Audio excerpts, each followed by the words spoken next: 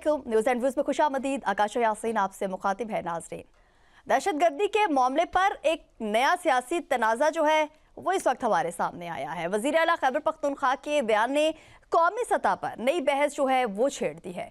सोहेल आफरीदी ने अफगानिस्तान से दहशतगर्दी पर शवाहिद तलब करने का मुतालिबा किया था, जिस पर हुकूमती वज़रा ने शदीद रद्दअमल देते हुए कहा है कि वज़ीर आला का बयान गुमराहकुन और अफसोसनाक है। हम देख रहे हैं कि बहुत से हुकूमती वज़रा जो है उनकी तरफ से बयान जो है वो भी हमारे सामने आए हैं। उसके साथ साथ हमने देखा था कुछ ही टाइम पहले एक सख्त किस्म का जो मौक़िफ़, एक सख्त किस्म की जो बातें हैं DGISPR की जानिब से भी की गई थी। दो टोक अल्फाज में कहा गया था, खैबर पख्तूनख्वा हुकूमत जो है उससे मुतालिक बातें भी हुई थी। वज़ीर मुमलिकत तलाल चौधरी ने तनकीद करते हुए कहा है कि सोहेल आफरीदी और दहशतगर्दों से इतनी हमदर्दी है तो अफगानिस्तान चले जाएं। दूसरी जानिब अक़वाम मुत्तहिदा और आलमी इदारों की रिपोर्ट्स जाहिर करती है कि अफगानिस्तान दहशतगर्दों की सरजमीन बन चुकी है। इसी तनाजुर में 9 मई के वाक़यात से मुतालिक एक और कानूनी पहलू भी सामने आ चुका है। पंजाब फॉरेंसिक साइंस लेबॉर्ट्री ने 9 मई रेडियो पाकिस्तान पर हमले की वीडियोज़ की रिपोर्ट तैयार कर ली है, जिसमें सोहेल आफरीदी की मौजूदगी की तस्दीक हुई है। क्या फॉरेंसिक रिपोर्ट से वज़ीर आला KP को कानूनी खतरा जो है वो हो सकता है? आज के प्रोग्राम में इस पर बात करेंगे। उसी के साथ ही नाज़रीन, प्रोग्राम के दूसरे हिस्से में बात होगी कि कौमी असम्बली में अपोजिशन लीडर की तकरीरी का मामला एक बार फिर तवज्जो का मरकज़ बन चुका है। अपोजिशन लीडर की तकरीरी पर हुकूमत और अपोजिशन में इत्तफाक हो गया है। जो चीज़ें सोची जा रही थी कि ऐसा कुछ होगा नहीं, सो फाइनली वो तमाम चीज़ें जो है हमारे सामने आ चुकी हैं। महमूद खान चकज़ई मुत्तहिदा अपोजिशन के वाहिद उम्मीदवार होंगे। स्पीकर सरदार अयाज सादिक ने तकरीरी का बाज़ाब्ता अमल शुरू करने का भी ऐलान किया है। बैरिस्टर गौहर ने मीडिया से गुफ्तगू में कहा है कि जुमेरात तक अपोजिशन लीडर का ऐलान हो जाएगा। उमर अयूब की नाअहली के बाद कायदे हिज़्ब इख्तिलाफ का ओहदा खाली है। अब तमाम नजरें स्पीकर कौमी असम्बली के फैसले पर मरकूज हैं, जो अपोजिशन की क़यादत के मुस्तकबिल पर का तयन भी करेगा। नाज़रीन, हमारे साथ स्टूडियोज़ में हमारे एक्सपर्ट्स भी मौजूद हैं। तारिक सुमैर साहब, किरण साहिबा, बहुत शुक्रिया। इसके साथ ही सायरा बानो तर्जुमान JDA भी हमारे साथ मौजूद हैं, बहुत शुक्रिया ज्वाइन करने के लिए। सगीर चौधरी साहब, आप भी हमारे साथ मौजूद हैं। प्रोग्राम का आगाज़ सगीर चौधरी साहब पे आपसे करना चाहूँगी। कुछ टाइम पहले हम देखते हैं कि एक सख्त किस्म का मौक़िफ़ जो है वो DGISPR की जानिब से भी हमारे सामने आता है। उसके बाद हम देखते हैं कि कुछ हुकूमती वज़रा जो हैं उनकी जानिब से भी एक सख्त किस्म का जो मौक़िफ़ है वो हमारे सामने आ रहा है। हम देखते हैं कि सोहेल आफरीदी का अफगानिस्तान में होने वाली दहशतगर्दी के शवाहिद तलब कर लिए हैं। क्या राय देंगे इस पर आप? बिस्मिल्लाहिर्रहमानिर्रहीम। शुक्रिया आकाशा। देखें, ये जो सोहेल आफरीदी का बयान है, इसका सियाकुस्बाग क्या है या किस तरीके से या किस हवाले से उन्होंने दे दिया बयान, ये अगर तो बराह रास्त उनका ये मकसद है कि ये अफ़गानिस्तान पहले सबूत लेके आए, पाकिस्तान पहले सबूत दे उसके, तो मेरा ख़्याल है कि वो तो मुनासिब नहीं है। ना उसकी हौसला अफजाई हो सकती है उनके इस बयान से, क्योंकि अगर सबूतों की बात मतलब की जाती है किसी भी सतह पे, तो सबूत तो पाकिस्तान ने बहुत पहले आलमी सतह पर दे दिए हैं। जब आपको याद है कि दोहा में मुज़ाकरात हुए थे तो किन से हुए थे? अफ़गानिस्तान से हुए थे। तो वहाँ पर जो पड़ोसी दोस्त ममालिक हैं उनके सामने बाकायदा तौर पर सबूत रखे गए थे, दस्तावेजी सबूत थे, वीडियो क्लिप्स थी, और उसके अलावा जो उन्होंने हमले किए और जिस तरीके से तश्कीलें आ रही हैं पाकिस्तान में और बॉर्डर पार से वो सिक्योरिटी फोर्सेस पर हमले कर रही हैं, इसके अलावा दीगर जो उनकी कार्रवाइयाँ थी वो सारी दिखाई गई, उनको बताई गई। अच्छा, उसके बाद फिर इस्तांबुल में मुज़ाकरात होते हैं तो वहाँ पर भी मुकम्मल शवाहिद फिर उनको पेश किया गया, ठोस एविडेंस के साथ और इमेजेस के साथ उनको बताया गया कि ये TTP वाले जो हैं अफ़गानिस्तान से आते हैं और किस तरीके से दहशतगर्दी करते हैं। आलमी जरीदे आप देख लें, वहाँ पर भी जो है वो यही चीज़ जो है इसका तज़किरा हो रहा है। अक़वाम मुत्तहिदा की रिपोर्ट बताती है कि 600 से ज़्यादा जो है वो TTP ने 2025 में हमले किए पाकिस्तान में, और उसमें जो दूसरे आलमी जरीदे हैं उन्होंने कहा है कि जी जितने भी अफ़गानिस्तान से हमले हो रहे हैं उसमें 70% अफ़गानी हैं, और DGISPR भी ये कह चुके हैं। तो इस पर तो दूसरी राय है ही नहीं कि अफ़गानिस्तान दहशतगर्दी में मुलव्विस है बराह रास्त, और अभी इसके कुछ सबूतों की ज़रूरत है। सबूत तो हम हर जगह पे दे चुके हैं और अल्लाह दे चुके हैं, सबूतों वाला तो इशू ही ख़त्म हो गया।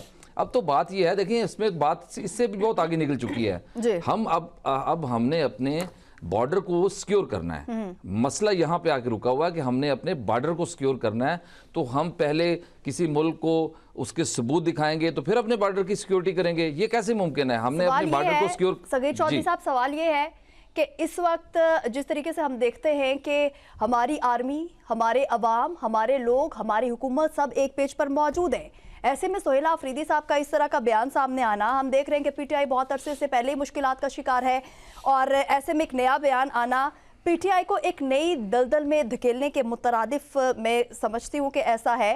क्या कहेंगी सायरा बानो साहिबा इस हवाले से? अस्सलाम वालेकुम जी। पहले तो मैंने कहा मैं ऐसे मुल्क में बैठी नहीं हूँ कि जहाँ पर अगर मैं थोड़ी सी बात एक वो कहते हैं ना गद्दारी और कुफ्र के फतवे के बीच में पेंडुलम की तरह झूलती हुई हूँ कि अगर इधर कोई बात कर दी तो गद्दारी का फतवा लग सकता है, उधर बात कर दी तो कुफ्र का फतवा लग सकता है। देखिए उनके बयान को अब मैं ऐसे सपोर्ट तो इस चीज को इस वक्त जो मुल्क के जो कहते हैं कि हालात हैं नहीं किया जा सकता, लेकिन लोगों के जहनों में, लोगों के दिलों में ये सवाल उठता है कि जो उन्होंने सवाल किया है और फिर उस पर जो वो कहते हैं ना कि गुजरा की फौज आ गई बयानात देने के लिए, उससे पहले भी आपने काफी बात किया। वो कहते हैं कि बात दफा किसी का की भी कहा लगता है कि आपने उससे पहले DGIS के बयानात सुने, जिस तरीके से वो आके एक पार्टी को, सियासी पार्टी को जिस तरीके से वो निश्ता बरसा रहे थे, उसको भी नहीं मैं अच्छा समझती, मैं उसकी भी मजम्मत करती हूँ। बाकी ये जो अफगानिस्तान और तालिबान, आप मुझे एक बात बताइए, ये आए कैसे यहाँ पर? क्या उसको किसी सिविलियन ने या किसी सियासी पार्टी ने ला के बसाया था? आमरीत के दौर में आपने जिहाद के नाम पर इन अफगानिस्तानियों को आपने अपने मुल्क में पनाह दी। उसके बाद आप यहाँ पर जो जितने भी 3 बेसिस की इजाजत दी गई वो सब खैबर पख्तूनख्वा की तरफ थी, वो किसी दूसरे सूबे में नहीं दी गई। या बलोचिस्तान में बना हो या सिंध में बना हो या पंजाब में बना हो, वो तीनों बेस मुशर्रफ दौर में, जालक दौर में, उससे पहले वो वहां पर उधर दी। तो ये अवाम अब ये जो बात होती है, क्योंकि ये अवाम सवाल करती है, तो मैं वो कहते हैं ना कि एक्सप्लेनेशन ऐसे तो नहीं देनी चाहिए, लेकिन बट अब लोगों के दिमाग में ये सवाल होता है कि जाहिर है आपको कोई इंफॉर्मेशन होगी। अब वो कहते हैं ना कि उसमें जो क्या कहते हैं कि जो टेररिस्ट होते हैं, फिर उसके बाद अगर आप हमला करते हैं उसमें कुछ सिविलियन भी मारे जाते हैं, फिर उसको जाहिर है सिंगल आउट करके नहीं मारा जा सकता। मेरी आवाज आ रही है? मुझे ऐसे लग रहा है कि जैसे जी बिल्कुल बिल्कुल, मैं आपको सुन सकती हूँ मैम जी। तो ये तमाम चीजें अब देखिए ना, हमने तो नहीं कहा था ना, फिर आप एक गुड तालिबान और बैड तालिबान की टर्म भी आई। फिर उसके बाद जब ये हुकूमत तब्दील हुई, मैंने तो नहीं कहा था कि आप जाएं और आप वहां पर चाय पिए और आप जाकर राहो रस्म बढ़ाएं। फिर उसके बाद जब पहले फौरन ये इस खलासी के बाद और जब ये थोड़ा 2023 की बात है कि उस वक्त जब यहाँ पर हमला हुआ तो आपने देखा होगा कि वहां पर अमरीकी असला पकड़ा गया इन तालिबान के पास। तो क्या मतलब, जब अमेरिका गया तो वो यहाँ पर असला अपना छोड़ के चला गया कि लाइए आप इस खत्ते में ये तमाम चीजें वो करें। तो देखिए जब ये चीजें होती हैं, ये बीच में अवाम भी मारी जाती है कि अब आया वो आप किसी घर पे बम गिराते हैं, किसी शादी पे गिराते हैं या किसी जनाजे गाह पे। तो जो सवाल देखिए, अब इसको कोई अपनी अना पे ना ले कि वो चीजें देखिए, हमने बाढ़ भी लगाई थी और उसके बाद हमने कहा था कि भाई ये सब ये चले गए। फिर उसके बाद 2 मैंने नेशनल सिक्योरिटी की मीटिंग्स भी मैंने अटेंड की थी, उसमें भी बात का सारा मलबा सियासी जमातों पर डाल दिया गया। हालांकि सियासी जमात ने वहां पर सवाल उठाए थे, लेकिन वहां से आगे से जवाब आया तो टेबल पर ना बिठाए तो क्या करें? क्या उनको बंदूक तान के बोले कि बैठो नहीं तो गोली मार देंगे? ये भी मैंने अपने कानों से सुना है जी। तो आप देखिए, खरबूजा छुरी पे गिरे या छुरी खरबूजे पे गिरे, नुकसान खरबूजे का है। तो अवाम, हम लोग अपने वो कहते हैं कि जिस्म की मानद है, हम लोग अपनी ये जो अवाम की अपने 79 शहरियों की लाशें उठा उठा के थक चुके हैं। तो ये जो मुल्क जो 77 साल से दहशतगर्दी की वो कहते हैं कि उससे नबरद आजमा है, हमें भी तो बताया जाए। हम बयान सुनते हैं कि आईनी हाथों से निपटा जाएगा, तो ये चीजें क्यों नहीं खत्म हो रही? ये चीजें यहाँ से क्यों नहीं जा रही? तो जब आप आलमी फोरम पे आप शवाहिद भी पेश कर चुके हैं, फिर उसके बाद वो कहते हैं ना कि यूनाइटेड नेशन या जो हमारी वो जो क्या कहते हैं अमेरिका सरकार है, वो इस खिते में क्या वो जंगो जदल से ही खुश होगी ताकि वो एक दफा फिर आए और फिर हम उसको तीसरी दफा भी नोबेल प्राइज के लिए उनको वो नॉमिनेट करें। देखिए 2006 से पहले तक ये ड्रोन, उससे पहले मतलब जो अभी जितनी टेक्नोलॉजी है उस वक्त नहीं थी। उस वक्त जब एयरफोर्स कोई ये ऑपरेशन करती होती थी तो आप वहाँ के उनके वो जो कहते हैं ना कि एक्स जो पर्सोना जो मिलिट्री है उनको बाकायदा वो रिकॉर्डेड जो वीडियो रिकॉर्ड की होती थी, हमने तो वो सुने कि वो भी दिखाई जाती थी कि किस तरीके से ये डीपू तबाह किया या किस तरीके से। फिर उसके बाद जाहिर है फिर जो वो क्या कहते हैं, ये बयान उस वक्त में हम देख रहे हैं कि सामने आया कि जब पूरी दुनिया को पाकिस्तान इस चीज के शवाहिद जो है वो दिखा भी चुका है, इस पर बात भी हो चुकी है, पूरी दुनिया उस हवाले से बात कर भी रही है। और ये बयान इस वक्त में सोहेल आफरीदी साहब का सामने आना, जब ये बात भी इंडिया की जानिब से भी की जा चुकी है कि इंडिया और अफगानिस्तान 2026 में मिलकर पाकिस्तान पर हमला करेंगे, फिर इस तरह के बयान देना एक सूबे के वजीर आला को क्या आप समझती है कि जेब देता है? तो मैं देखिए दुनिया की तो बात ना कीजिए ना, मैं तो इस दुनिया की जो बातें हैं जो सो कॉल्ड सुपर पावर बने हुए, मैं तो इनकी बात मानती ही नहीं हूँ। इसलिए मतलब मैं आपको एक बिल्कुल अवामी राय बता रही हूँ। जो कुछ कश्मीर में हुआ, जो कुछ फलस्तीन में हुआ, जो इराक में हुआ, जो बाकी जगहों पर हुआ, और जो भी आपके सामने जिस धड़ल्ले से वेनेजुएला गए और रातों रात ऑपरेशन करके, कहीं दूर कहाँ जाऊं, सवाल उठते हैं कि जिस वक्त हमें पता भी ना चला और रातों रात यहाँ से उसामा बिन लादेन को ले गए, तो देखिए सवाल उठता है। इस चीज को मैं कहती हूँ कि वो ठीक है, टाइम गलत होगा, लेकिन क्या मैं कह सकती हूँ कि देखिए जिस वक्त हम भी हुकूमत में थे, हम ये तमाम चीजें देखते थे, उस वक्त ये तमाम हमले भी कम हुए। फिर हमने, आपने और मैंने अपना पेट काट के हमने बॉर्डर के ऊपर बाड़ भी लगाई कि यहाँ पर इनका रास्ता रोका जाएगा। फिर सवाल ये है, इनको लाकर यहाँ पर बसाया किसने? किसने यहाँ पर बसाया? किसने बैड तालिबान और गुड तालिबान की बहस छेड़ी? मैं पहले को बता चुकी हूँ। तो बिल्कुल सही कहा आपने। तो है, अब मुझे नहीं पता कि कैसे उसमें लेके, पहले अपनी भी तो आप अपनी खताएं भी तो देखिए ना। अब हम कुछ कहेंगे तो फिर वो एग्जैक्टली सायरा बानो साहिबा, आपका पॉइंट आ चुका है, बिल्कुल आपका पॉइंट आ चुका है। तारिक जुबैर साहब, आपकी जानिब पढ़ना चाहूंगी। एक तरफ यहाँ पे अपने प्रोग्राम में बैठ के हम मुज़ाकिरात की बातें कर रहे हैं, दूसरी जानिब हम देखते हैं कि हुकूमत भी कुछ संजीदा नजर आ रही है। पीटीआई की बात करते हैं कि पीटीआई को भी थोड़ी बहुत संजीदगी जो है दिखानी चाहिए, लेकिन पीटीआई जो है वो स्ट्रीट मूवमेंट की बातें करती है। दौरा लाहौर होता है, दौरा कराची होता है, दौरा बलूचिस्तान की बात की जाती है। क्या समझते हैं? पीटीआई शदीद मुश्किलात में है, एक लंबे अरसे से ये मुश्किलात हम देखते आ रहे हैं। अब इस पीटीआई को इस मुश्किलात से निकलना चाहिए, वो भी नहीं हो रहा। पीटीआई खुद इस दलदल से निकलना नहीं चाह रही। अगर इस तरीके से बयानात आते रहेंगे, जिस तरीके से ये आपने बयान कोट किया है सोहेल अफरीदी का, जिसमें वो यहाँ तक भी उन्होंने कहा, अगला फिक्रा जो उनका मौजूद है कि अफ़गानिस्तान के साथ दीगर मुसलमान ममालिक भी हैं, यानी ईरान है, चीन है, ताजिकिस्तान है, वहाँ से ऐसी शिकायत क्यों नहीं आती, वहाँ दहशतगर्दी क्यों नहीं होती? ये सवाल वो है जो इंडिया उठाता है, वही हमारे एक सूबे का इलेक्टेड चीफ मिनिस्टर सवाल उठा रहा है। भाई आपको इल्म नहीं है कि दोहा में के कितने सबूत दिखाए गए, इस्तांबुल में कितने सबूत दिखाए गए, यहाँ जो काबुल में बातचीत हुई वहाँ कितने सबूत दिखाए, इवन बीजिंग में सह अफ्रीकी फॉरेन मिनिस्टर कॉन्फ्रेंस हुई जो चीन के वज़ीर ख़ारजा ने होस्ट की थी, वहाँ सारे सबूत दिखाए गए और एलामिये में शामिल हैं। अफ़गान वज़ीर ख़ारजा ने कहा हम वादा करते हैं कि आइंदा के बाद ये दहशतगर्दी नहीं होगी। इंडियन स्पॉन्सर्ड दहशतगर्दी हो रही है और एक सूबे का चीफ मिनिस्टर ये बात करे, ये कोई मुनासिब बात नहीं है। इसको कोई अप्रिशिएट। पहले शफीउल्लाह जान ने क्या कहा, जो इनके स्पोक्समैन हैं हुकूमत के, जब उनसे एक एंकर ने पूछा कि आप टीटीपी को दहशतगर्द तंजीम करार देते हैं, वो कहते हैं मैं नहीं देता करार। भाई आप किसकी नुमाइंदगी कर रहे हैं? फिर मजम्मत की, फिर उस पर हजीमत का सामना करना पड़ा।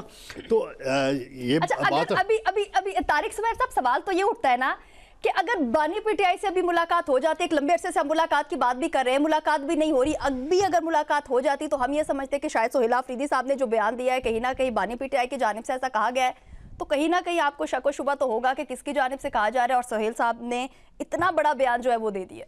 सोहेल अफरीदी के साथ कौन बैठा हुआ था? सलमान अकरम राजा। जब वो जर्नलिस्टों से बात कर रहे थे, सलमान अकरम राजा ने वकालत के अलावा आज तक कोई हुकूमती और सियासी ओहदा इस्तेमाल नहीं किया। उनको नज़ाकतों का नहीं पता। वो अदालतों में जाते हैं, अपनी फीसेस लेते हैं, कभी वो नवाज शरीफ के वकील बन जाते हैं, कभी वो बानी पीटीआई के वकील बन जाते हैं। उनको सियासत, ये काम सियासतदानों का है। सोहेल अफरीदी को अपनी टीम बेहतर बनानी चाहिए, जो उन्हें एडवाइस करे कि खारजा पॉलिसी के इश्यूज़ पे किस तरीके से बात करनी है। सवाल होता है तो आप बात करें कि अफ़गानिस्तान के अंदर से हाँ जी दहशतगर्दी हो रही है और गवर्नमेंट ने ये मामलात उठाए हैं, इंटरनेशनल सतह पे इसको तस्लीम किया गया, UN की लेवल पे तस्लीम कर लिया गया। हर मुल्क ने इवन छोटे से छोटा मुल्क है उसने भी कहा कि पाकिस्तान का मौक़िफ़ दुरुस्त है, और अफ़गान हुकूमत ने ख़ुद तस्लीम किया इस्तांबुल में और दोहा में अंदर बैठ के, लेकिन एग्रीमेंट पे नहीं आते क्योंकि उन्हें इंडिया से सारी लाइन मिल रही है। इंडिया से वो हटेंगे तो बात आगे बढ़ेगी। इनको अगर सियासी इख्तलाफात हैं पाकिस्तान की हुकूमत के साथ, स्टैब्लिशमेंट के साथ, वो उनको वहीं तक रखें, उस पर इज़हार करें, जो बात करनी है अपनी आप करें। सारा मीडिया उनकी बात सुनता है, सारी तवज्जो से उनकी बात को सुनी जाती है, अवाम भी उनकी बात सुनते हैं। इसको कंफ्यूज ना करें। जब आप अफ़गान माज़रीन को निकालने की पॉलिसी आई, अब तक तकरीबन 19 लाख माज़रीन को वापस भेजा जा चुका है। DGISPR ने जो चंद दिन कबल फिगर्स दी हैं उसके मुताबिक, उसमें जब KP के अंदर से निकालने की बात आती है, आप उसकी मुखालफत करते हैं कि जी हमने नहीं निकालने देना, वहाँ कैंप नहीं ख़त्म करने। भाई अब रियासत का फ़ैसला है ना। एक रियासत ने 1979 में फ़ैसला किया उस वक्त ज़िया उल हक ने कि रूस आ गया जी, ये अफ़गान आ गए, हमारी हुकूमतों की गलतियां थी, इन्हें हर शहर करिया गली गली बसने क्यों दिया गया। लेकिन अब उस पॉलिसी पे नदामत का इज़हार किया गया, उस पॉलिसी को वापस लेके इनको वापस भेजा जा रहा है। तो इस इंटरेस्टिंग पॉइंट है। फिर सायरा बानो साहिबा बड़ी ज़बरदस्त गुफ्तगू करती हैं और मैं इनसे मिलता भी रहा हूँ बहुत दफ़ा, तो जब भी इस्लामाबाद आएंगी फिर मिलूँगा। इन्होंने ज़िया उल हक साहब की पॉलिसी का हवाला दिया, तो इनकी जो जमात है मुस्लिम लीग फंक्शनल, उसके जो पीर पगाड़ा साहब थे, मैं उनका बड़ा एहतराम करता हूँ और मरहूम, मेरी उनके साथ बहुत मुलाकातें भी हैं। वो तो कहते होते थे मैं GHQ का बंदा हूँ, बिल्ली चूहे का खेल भी उन्होंने ईजाद किया था। तो इन्हें फिर उस पॉलिसी कि आज ये मुखालफत कर रही हैं कि ज़िया उल हक की वो पॉलिसी गलत थी। इनके लीडर भी उस वक्त वो ज़िया उल हक के साथ देते रहे। करेंगे किरण, आपकी जानिब बढ़ना चाहूंगी। बात वही है कि PTI की जो मौजूदा क़यादत है, बातें ये हो रही हैं कि बहुत ही ज़्यादा कन्फ्यूजन बहुत ज़्यादा है, और उसके साथ हम देखते हैं कि जो मौजूदा क़यादत है PTI की, सख्त किस्म की जिम्मेदारी जो है उनकी, उस पर संगीन किस्म के जो सवालात हैं वो हमारे सामने आए हैं। हुकूमती ज़राए ने सोहेल अफरीदी के बयान को हक़ाइक़ से हटकर करार दिया है। क्या ये तनकीद PTI की सिक्योरिटी पॉलिसी की कमज़ोरी को ज़ाहिर करती है? क्या समझ रही हैं आप? देखिए काशा, पहले तो जो सोहेल अफरीदी साहब का बयान है उसकी बात की जाए, उसकी मजम्मत की जाए तो उतनी ही कम होगी, क्योंकि इस तरह के बयानात जो हैं वो आपके जो सिक्योरिटी के चैलेंजेस आपके मुल्क को पेश हैं, और जो स्पेशली जो आपकी फोर्सेस जिस चीज़ के ऊपर इतनी ज़्यादा आपकी कुर्बानी दे रही हैं उसको आप एक तरह से निगलेक्ट कर रहे हैं। दूसरा देखिए, सवाल उठाना एक जमहूरी हुसन होता है, आप एक जमहूरी रियासत के अंदर अपने सवालात उठा सकते हैं, लेकिन टाइमिंग और फोरम बड़ा मैटर करता है कि आप किस फोरम पर क्या सवाल उठा रहे हैं। आप यही वाला सवाल अगर नेशनल सिक्योरिटी कमेटी में उठाते तो शायद उसकी इतनी हाइप नहीं बनती, क्योंकि वहाँ पे जितने भी कंसर्न्स डिपार्टमेंट होते हैं वहाँ पर मौजूद होते हैं, तमाम बड़े सरबराहान मौजूद होते हैं, वहाँ पर बातचीत होती है, आपको प्रॉपर आंसर दिया जाता है। और सोहेल अफरीदी साहब भी एक जो वफाक है, एक सूबे के जो है वज़ीर आला हैं, उनको इस तरह के जो बयानात देते हैं, फिर जैसी बात है उसका असर वफाक और जो आपके सिक्योरिटी के मैटर्स हैं कहीं ना कहीं आता है, और कन्फ्यूजन भी पैदा होती है सफारती लिहाज पर। जो चीज़ें आप जिसकी जंग लड़ रहे हैं, वैसे अगर देखा जाए ओवरऑल तो एक बयाने की जंग है ना जो पाकिस्तान लड़ रहा है। पाकिस्तान हमेशा से एक मौक़िफ़ अपनाता है कि जी पाकिस्तान के अंदर जो दहशतगर्दी है वो चाहे भारत हो, अफ़गानिस्तान हो, तो वहाँ से होती है। तो अब भारत और अफ़गानिस्तान का जो गठजोड़ है वो हमारे सामने आ चुका है, खुलकर 2025 में हमारे सामने आया, जिस तरह से फिर भारत ने पाकिस्तान पे हमला किया और उसके बाद से अफ़गानिस्तान ने प्रॉपर उनको सपोर्ट किया।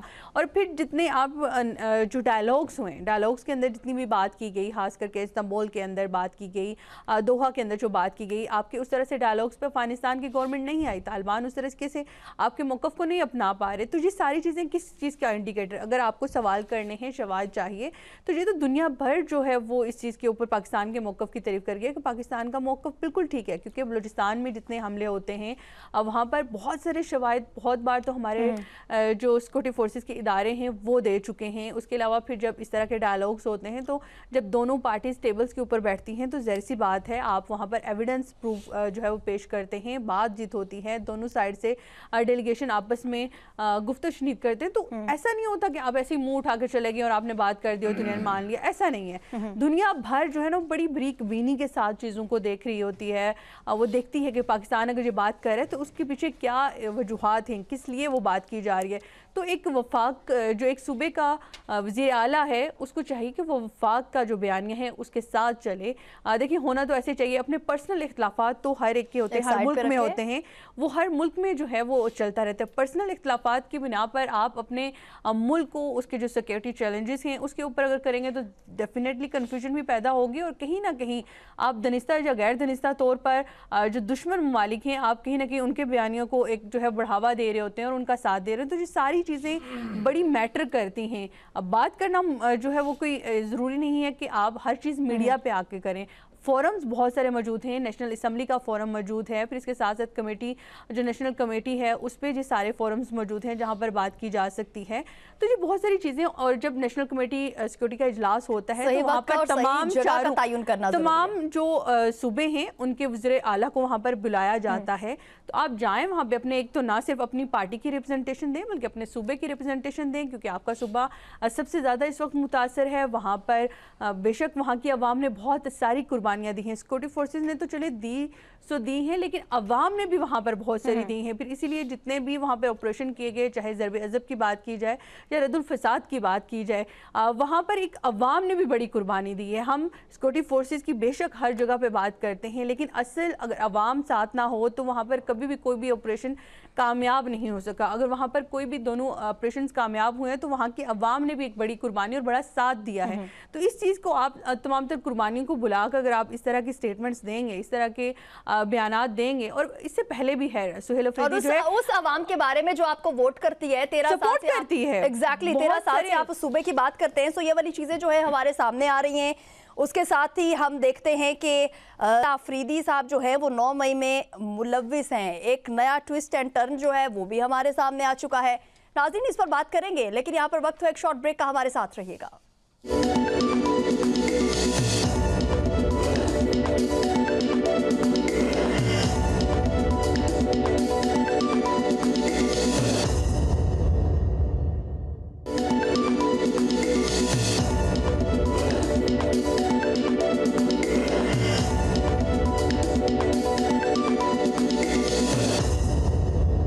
वेलकम बैक, एक मरतबा फिर आपको खुशामदीद कहेंगे। नाजरीन, फ्रांसिक रिपोर्ट में सोहेल अफरीदी की शनाख्त हो चुकी है, और क्या समझते हैं सगीर चौधरी साहब, क्या ये रिपोर्ट 9 मई के मुकदमे को नई सम दे सकते हैं? क्योंकि हम देख रहे हैं कि इससे पहले भी बहुत सारे जो लोग हैं उनको 9 मई के जो मुकदमात में हैं उनमें सज़ा भी हो चुकी है। उसके साथ सोहेल अफरीदी 9 मई में मुलव्विस हैं। एक नया ट्विस्ट एंड टर्न जो है वो भी हमारे सामने आया। शुक्रिया आकाशा। आकाशा देखें, ये इस्तगासा की इतनी बड़ी ताख़ीर की समझ नहीं आई। देखें, एक मुकदमा दर्ज होता है तो पाकिस्तान में तमाम लेबॉर्ट्रीज़ जो हैं फ़ॉरेंसिक की, जिसमें पंजाब की फ़ॉरेंसिक लेबॉर्ट्री होती है, जिसमें अमूमन जो है पुलिस या एजेंसीज़ जो हैं वो तज्ज़िये के लिए भिजवाती हैं फ़ॉरेंसिक एविडेंस के लिए। तो ये 9 मई 2023 का वाक़या है और आप उसको जो है वो फ़ॉरेंसिक के लिए अब भिजवा रहे हैं, इसकी समझ नहीं आई। वो भी अदालत ने कहा, थाना शर्की में बेसिकली ये मुकदमा दर्ज है, तो अदालत के कहने पे फिर आपने इतनी ताख़ीर से वो पंजाब की एक लैब में वहाँ भिजवाई। लैब तो हालांकि वैसे केपी में भी होनी चाहिए, सूबा है, खैर वो अलग डिबेट है। तो उसके बाद ये जो शनाख्त का अमल होता है ना जी, अदालत में जब एविडेंस के तौर पे इसको पेश किया जाता है तो वो इतना एडमिसिबल या इसको कहें कि वो काबिल कबूल शहादत नहीं होती, जो अदालती लैंग्वेज में अगर आपको मैं समझाने की कोशिश करूँ। चूँकि आपका क्रॉस एग्जामिन होता है, ट्रायल होता है, चूँकि 9 मई एक डिफरेंट केस है, वो एक और केस है, चूँकि वो आम केसों से ज़रा हटके है, तो इसलिए उसकी जो समात है वो भी ज़रा थोड़ी सी डिफरेंट अंदाज में होती है। फ़ौजी अदालतों में भी उसकी समात हुई और सिविल कोर्ट ATC में भी उसकी समात चल रही है, दहशतगर्दी की खुसूसी अदालतों में। तो अब ये जो फ़ॉरेंसिक एविडेंस पेश किया जाएगा, सबसे पहले तो इसकी जो ताख़ीर है उसके बारे में डिस्कस होगी अदालत में। अच्छा, दूसरा चीज़ ये है कि रिपोर्ट में ये बताया गया है कि जो उनके फेशियल फीचर्स हैं उससे उनकी शनाख्त जो है वो की गई है। तस्दीक की गई है, लेकिन इसमें ये नहीं बताया गया कि वो जगह कौन सी है और मकाम कौन सा है। जी, दिस इज़ वेरी इंपॉर्टेंट और ये मैटर करता है कि और आप ये पहले पता चलना चाहिए था जो अभी तक पता नहीं जी आप एक देखिए 9 मई के तो इंसिडेंट बहुत सारे जगहों पे हुए थे, केपी में भी हुए थे, रेडियो पाकिस्तान पेशावर का मैंने खुद भी विजिट किया। पेशावर का मैं लेकिन रिपोर्ट ये कह रही है ना कि उसमें तय्युन नहीं है जगह या मुकाम का, ये डाउट क्रिएट करती है। बेसिकली एविडेंस में ये एक बहुत बड़ा एविडेंस है, किसी भी मुलजम के खिलाफ एक एविडेंस है, उसको सजा दिलवाने के लिए। लेकिन अगर इसमें डाउट हो जाए तो डाउट का फायदा हमेशा मुलजम को मिलता है। तो मेरे ख्याल में इसमें बड़ी ताखीर हुई है सुहेल अफरीदी के लेकिन चूंकि ये 9 मई है तो अब इसमें डेफिनेटली सुहेल अफरीदी के लिए मुश्किलात हो सकती हैं, क्योंकि अदालती मैटर है। किस किस्म की मुश्किलात आप समझते हैं? जी देखें, ये ट्रायल है, अगर ट्रायल में ये उसको फेस, जाहिर सी बात है इनको करना पड़ेगा। अब ये इस्तगासा जो है वो इनके खिलाफ बाज़ाब्ता इनको नॉमिनेट करके उस मुकदमे में, पहले ये नॉमिनेट नहीं है तो इस फोरेंसिक रिपोर्ट की जो है वो उसमें बेस बनाकर उसकी रोशनी में इस्तगासा जो है वो अदालत में बाकायदा ज़िम्नी में इनको ऐड करेगा। की जंग है, कुर्सी को भी कोई खतरा है? जी देखें, अगर आप उसमें आपको सजा हो जाती है तो कुर्सी तो फिर गई, वो तो ऑटोमेटिक अदालत का ये मैटर। अब ये it's totally up to court कि कोर्ट इस पर क्या डिसाइड करती है। अगर तो कोर्ट ने डिसाइड कर लिया और इसको शहादत को मान लिया, चूँकि कोर्ट ने कहा भी था कि इसका फोरेंसिक करवाएं, और जिस तरह की रिपोर्ट आई है उसको उन्होंने जो है काबिल कबूल शहादत के तौर पे तस्लीम कर लिया, तो देन कुर्सी को ख़तरा होगा। और ये एक अदालती एक कानूनी मामला है ये, और अगर ये ना हुआ तो शक का फ़ायदा फिर हमेशा कोर्ट या अदालत से मुलज़म को मिलता है, ये भी जहन में होना चाहिए। बहरहाल अब कोर्ट में चली गई है बात। अब इस्तगासा जो है ये इसका इनको बाकायदा इनकी शनाख्त हुई है, इनका बाकायदा नाम ज़िमनी में शामिल करके कोर्ट में पेश करेंगे, प्रेजेंट करेंगे। कोर्ट फिर इनको बुलाएगी, बुलाने के बाद फिर इनकी तरफ से वकील पेश होंगे, वही एविडेंस पेश होंगी, उस पर जिरा होगी, बहस होगी, पहले दलाइल होंगे, फिर जिरा होगी। तो ये एक मैटर है कोर्ट का। अब कोर्ट ने डिसाइड करना है कि इनको आगे इनका मुस्तकबिल क्या होगा। सखी चौधरी साहब, आपका पॉइंट आ चुका है, बहुत शुक्रिया। नाज़रीन, अपोजिशन लीडर की तकरीर पर हुकूमत और अपोजिशन में इत्तफाक हो चुका है। फाइनली जो चीज़ काफ़ी टाइम से हम सुनना चाह रहे थे वो हो चुकी है। उमर अयूब की नाअहली के बाद अपोजिशन लीडर की नशिस्त जो है वो कई माह से खाली थी और बहुत ही ज़्यादा इसमें ताख़ीर जो है वो हमारे सामने आई है।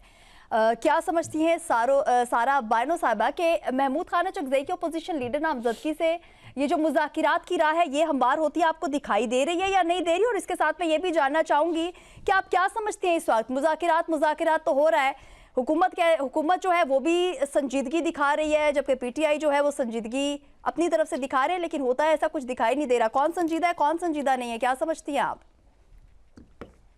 जी, इस मुज़ाकरात को मज़ाकरात कहें तो ज्यादा अच्छा लगेगा, सुनने वाले भी महसूस होंगे। उससे पहले 1 मिनट आपका चाहूंगी जी।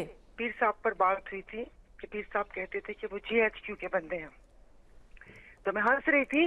मैंने कहा थोड़ी तारीख की तस्हीह कर दूं कि पीर साहब जैसे इंडिया में बॉर्डर पे BSF होती है ना, तो यहाँ पर बॉर्डर पे हमारी हुर फोर्स है जी, जो उस बॉर्डर का पूरी हिफाजत का और हम वो लोग हैं, वो हुर हैं कि जिन्होंने आज़ादी की तहरीक चलाई थी और सूर्य बादशाह ने अपनी जान की कुर्बानी दी थी। कि वो कहते हैं ना कि इस वतन की आज़ादी में हमारे हुरों का भी और हमारे पीर साहब और सूर्य बादशाह उनका भी खून है जी। तो मैंने कहा ये थोड़ी तस्हीह करती चलूं। और वो अपने आप को GHQ का कहते थे इसलिए कि उनके पास उस वक्त वो कहते ना कि एजाजी जनरल उनको कहा जाता था कि 1 लाख हुर हमारे बॉर्डर पर है। और साथ ही ये बयान भी कहते थे वो कि जो फौज का काम है वो सियासत में नहीं है, उनको अपनी बैरक्स में होना चाहिए। तो ये वाली भी वो कहते ना कि जुर्रतमंदी और दलेरी थी कि हक को हक भी कहते थे। और GHQ इसलिए कि जाहिर है अब हमारे अपने लोग और हम अपनी लड़ने वाली अभी भी हम कहते हैं कि जो फौज बॉर्डर पर है, जो सिपाही अपने जान देता है, हम उसके साथ हैं और उसके साथ खड़े जी। बाकी ये जो जिनके ताल्लुकात इधर उधर है उन्हें तो ना ही समझे। अच्छा खैर, फिर आपने अभी फिर ऐसी दूसरी बात अभी कर रहे थे, मैं आपके सवाल का जवाब देती हूँ कि कोर्ट में ना तो मुझे ऐसे थोड़ी हंसी आ रही थी कि आया कि इन कोर्ट्स पर ये जो कोर्ट कौन सी अदालतें हैं जो 26वीं तरमीम के बाद आई हैं जिसमें अपनी मर्जी से जजेस लगाएं और अपनी मर्जी से फैसले करवाएं, वो ये अदालतें हैं। और यहाँ की फ्रांसिक रिपोर्ट ट्रायल कोर्ट उनकी मर्जी से नहीं आई, ट्रायल कोर्ट तो अपने प्रोसेस से आती है मैडम। मैडम ये ट्रायल कोर्ट है पेशावर की, ट्रायल कोर्ट का ये अलग पंजाब की प्रोसीजर ट्रायल है। कोर्ट नहीं है, ये जरा ध्यान में रखिएगा। मुकदमा भी पेशावर में है। वो कॉन्स्टिट्यूशन कोर्ट है, वो भले वो अदालत ट्रायल और कोर्ट हो, सिविल कोर्ट हो, सारी ये जितनी भी आप कोर्ट की बात कर रहे हैं, ये इतनी मेहनत से हम 139 नंबर हासिल किया, ऐसे नहीं किया। वो आपको भी पता है और मुझे भी पता है। अभी बहुत से लोग बताते हैं कि वो कहते हैं ना कि मुकदमा होता है, दादा करता है और उसके बाद पड़पोते को उसका फैसला मिलता है कि ये आपका ये फैसला है। वो अदालतों की बात तो ना करें। बाकी फ्रांसिक रिपोर्ट जिसमें वो चीजें हैं, वो तो उन्होंने तस्वीर खुद शेयर की थी और वो 9 मई या वहाँ की तो थी नहीं थी। और इस 2 साल के बाद चलो शुक्र है थोड़ा ताखीर से हुआ लेकिन हो गया। जो एक जी कहा कि अगर ये फैसला आ गया ताखीर से ही आया लेकिन फाइनली आ चुका है। जी ताखीर से, वो एक तुरप के पत्ते रखे हुए होते हैं। उससे पहले जिस वक्त वो था, अब वो ओहदे पर आ गए, एक वजीर आला है या उनकी इस किस्म के बयानात हैं, फिर तो वो कहते हैं ना कि वो बकरी चोरी भी निकलेगी तो भैंस भी निकलेगी। और फिर ये भी होगा कि चलते हुए जमीन पे इनके पाँव के नीचे चुंटी आ गई थी, उसका भी मुकदमा करें। तो बस बाकी ये इसी तरह बाकी से इस हुकूमत के पास है क्या इस मज़ाकरात में, ये मतलब क्या एक दूसरे को मतलब हुकूमत क्या ऑफर कर सकती है कि वो जो हम आप और हम सुनते हैं कि खामोशी इख्तियार कर ली जाए, 3 साल इस हुकूमत को चलने, इदारों पर बात ना की जाए, उसके बाद आपके केसेस। जब ये बात कर दी तो भैया कौन सी ट्रायल अदालतें और कौन सी बाकी अदालतें और कौन सुप्रीम कोर्ट, ये तो बस अब ऐसे ही है। और बाकी कल के मेरे ख्याल में जिस अचक रई साहब के बयान पे लहदे हो रही है, तो मैं तो नहीं समझती कि हुकूमत उनके नाम पर इतना जल्दी मान जाएगी, इक्तफा कर लेगी। और इनकी पार्टी के अंदर से भी बहुत से लोग नहीं चाहते कि उनका नाम आए। बिल्कुल, पार्टी के अंदर से भी बहुत सी आवाजें आ रही हैं। जिस तरीके से शेर अफजल मरवत साहब जो हैं वो जी, तो वो मेरे ख्याल में टाइम गेन कर रहे पहले भी ये। बिल्कुल तारिक सुबैर साहब आप पर आना चाहूँगी। इस वक्त हम देख रहे हैं कि जिस तरीके से बात हो रही है कि फाइनली जिस एक चीज़ का हमें एक बरसों से इंतज़ार था ना कि अपोजिशन लीडर की तकरीर जो है वो हो जाए, सो हुकूमत और अपोजिशन जो है वो दोनों इस पर इतफाक जो है वो हमारे सामने आया है। चंद माह से इंतजार था। बिल्कुल, चले चंद माह से, वो जो चंद माह होते हैं ना वो बरसों में चले जाते हैं। सो मेरे सर क्वेश्चन आपसे ये है कि महमूद अचकज़ई की अपोजिशन लीडर नामजदगी से हम तो ये समझ रहे हैं कि अगर ये हो जाती है तो जो मुज़ाकरात की राह है वो हमवार हो जाएगी, मुज़ाकरात की बात होगी। लेकिन दूसरी जानिब ये भी हमारे सामने चीज़ है कि जब तक बानी पीटीआई से मुलाकात नहीं करवाई जाएगी मुज़ाकरात की बात आगे नहीं चल सकती। जी बिल्कुल, आपकी ये बात बड़ी अहम है। और पिछले हफ्ते मैंने आपको इसी प्रोग्राम में बता दिया था कि मियां मोहम्मद नवाज शरीफ साहब की बड़ी ख्वाहिश है कि महमूद खान अचकज़ई अपोजिशन लीडर बन जाए, और उन्हें पैगाम भी उन्होंने भिजवाया था, वो मैंने आपको बता दिया था। फिर मैंने सारा प्रोसीजर बता दिया था कि 12 जनवरी को स्पीकर साहब ऐलान करेंगे और पीटीआई का डेलीगेशन उनसे मिला, रात को मिले, आज भी मिले हैं। और आज इत्तेफाक से मेरी बड़ी अच्छी मुलाकात हुई महमूद खान अचकज़ई साहब से और बड़ी गपशप हुई उनके साथ मेरा। और मैंने उनसे पूछा कि भाई क्या हो रहा है, कब आप का नोटिफिकेशन हो रहा है। वो कहते हैं सुनने में आ रहा है, आप बताओ, जैसे उनका स्टाइल है बात करने का। तो मैंने उन्हें बताया ये जुमरात तक हो जाएगा और अभी आपका डेलीगेशन स्पीकर के पास बैठा हुआ है। फिर मैंने बड़ा अहम उनसे सवाल किया, 2 सवाल किए मैंने कहा आपका लाहौर का विज़िट कैसा रहा, और वहाँ आपने कहा था कि पंजाब जागता है तो फिर तहरीक कामयाब होती है, तो क्या आपने लाहौर में जो लाइटें जली हुई देखी हैं, पंजाब जाग रहा है? सर जहाँ वो तो जाते थे लाइट्स ऑफ हो जाती नहीं, मैं आपको नहीं, वो सहील अफरीदी की बारी हुई थी, इनकी बारी नहीं हुई। तो उन्होंने कहा कि इस पर फिर बात करेंगे। फिर मैंने कहा जी आप अपोजिशन लाइट्स पे पेंडिंग हो गया मामला, लाइट्स पे वही ना लाइट्स पे भी और इस पे कि जागे या नहीं जागे, इस पर फिर बात करूँगा। फिर उन्होंने बड़ी अहम बात मैंने इनसे पूछी कि आप स्पीकर साहब के साथ आपके जो रिलेशन है वो अच्छे नहीं हैं और आपकी मुलाकात होगी नोटिफिकेशन के बाद। उन्होंने कहा कोई ज़रूरी तो नहीं है मुलाकात करना स्पीकर से, इनका ये वर्शन है। फिर जो बैरिस्टर गौर साहब से भी मेरी बात हुई, उन्होंने एक स्टेटमेंट भी दिया जो मैंने रिकॉर्ड भी किया, और बाकी भी दोस्त हैं कुछ चंद खड़े थे। तो वो कहते हैं कि अमल शुरू हो गया, जी। सारा मामला है पॉजिटिव वे में जा रहा है। तो मुझे ये लगता है कि इनका नोटिफिकेशन हो जाएगा, इसके बाद ये फिर दोबारा मतलब अब मजीद कोई ताखीर नहीं होगी। मुझे चले ताखीर फाइनली। अब नजर नहीं आ रही। तारिक सुमैर साहब, आपका पॉइंट आ चुका है। बिल्कुल, मैं नेक्स्ट क्वेश्चन पे आपकी तरफ आऊंगी। किरण, आप ही हमारे साथ मौजूद हैं। क्या समझती हैं कि जिस तरीके से शेर अफजल मरवत साहब जो हैं, उनका कहना है कि अपोजिशन लीडर पीटीआई से होना चाहिए था, ऐसा नहीं है। क्या इमरान खान का अपनी पार्टी के जो लीडर्स हैं उनसे एतमाद उठ चुका है, जो उन्होंने महमूद अचकज़ई की अपोजिशन के लीडर के तौर पर नामजदगी जो है वो सामने आई थी? और उसके साथ एक और क्वेश्चन मैं आपके सामने ये रखना चाहूँगी कि असद कैसर और आमिर डोगर का कहना है कि तमाम जो तकाजे हैं वो पूरे हो चुके हैं। क्या अब नोटिफिकेशन में मज़ीद ताख़ीर की वजह जो है वो होनी चाहिए? आकाशा, देखिए आज भी जब हम पार्लियामेंट में मौजूद थे, ये सारा जो सिस्टम है चल रहा था, जब स्पीकर साहब को ये जो नोटिफिकेशन की बात है की गई, उन्होंने कहा कि अब तमाम तर चीज़ें जो है मुकम्मल हो चुकी हैं। आज जो अपोजिशन लीडर महमूद खान अचकज़ई का नाम है, वो सिग्नेचर्स के साथ जो पीटीआई के तमाम तर एमएनएस हैं उनके साथ साइन करवा के वहाँ पर पहुँचा दिया गया है, जिसके ऊपर क्योंकि अब जो नेक्स्ट सेशन है वो फ्राइडे को है, तो फ्राइडे से पहले पहले ये नोटिफिकेशन जो है वो हो जाएगा।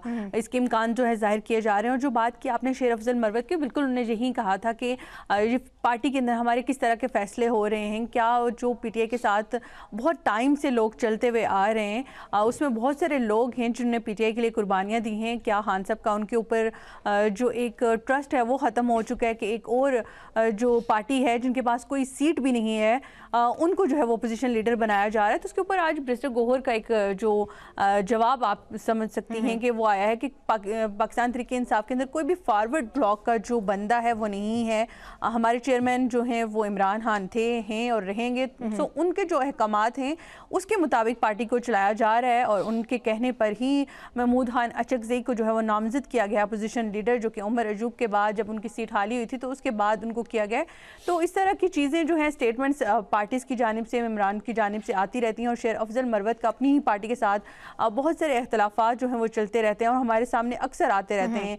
बहुत बार तो उनको खुद अपनी पार्टी की जानिब से भी इस चीज़ के ऊपर नोटिस हुआ है कि आप पार्टी बयानिया के खिलाफ जाकर बयान देते हैं, तो निकाले जा चुके हैं। लेकिन पहले की बात कर रही हूँ कि पहले भी उनको नोटिस इसलिए जारी होते थे कि आप पार्टी के बयानिए से हटकर अपना मौक़िफ़ देते हैं। बहुत शुक्रिया किरण खान, आप भी हमारे साथ थी। बानो साहिबा तर्जुमान GDA भी हमारे साथ मौजूद थी, बहुत शुक्रिया। इसी के साथ ही तारिक सुमैर साहब, किरण खान साहिबा और सगीर चौधरी साहब, आप सभी हमारे साथ मौजूद थे। इसी के साथ ही अपनी मेज़बान आकाशा यासीन को दीजिए इजाज़त। खुदा हाफ़िज़।